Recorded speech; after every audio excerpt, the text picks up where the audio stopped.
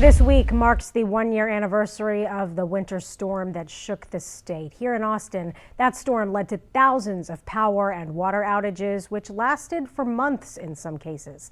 CBS Austin's Jessica Taylor spoke with those still fighting for improvements a year later. A year ago, residents at Mount Carmel experienced what would be the start of a long journey to get gas, hot water, and at the core, a place to live back. Now, there have been some positive changes after the freeze last year, but one resident says things still aren't back to normal. We could not cook. We had no hot water.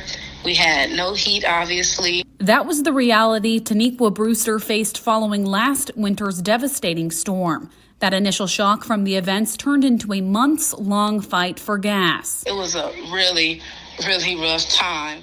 A year later, she says tenants at her apartment complex are still feeling the effects of the winter storm. There's some people who still can't use their heaters, still without gas. The mold is really, really bad. BASTA is a nonprofit group that helps tenants gather and advocate for change. Their communications coordinator says this isn't the only complex in Austin with these issues. He says with more tenants speaking up, changes are slowly being made. The city of Austin has started now talking about trying to do things around mold.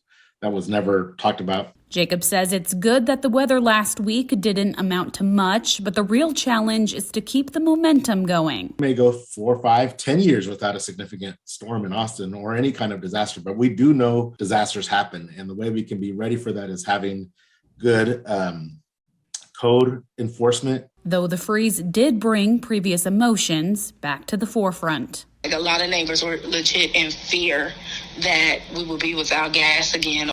Taniquewa says a group of tenants is meeting tomorrow so they can start on a work order petition, and then eventually they'll contact code to get any remaining issues taken care of. Reporting in East Austin, Jessica Taylor, CBS Austin News.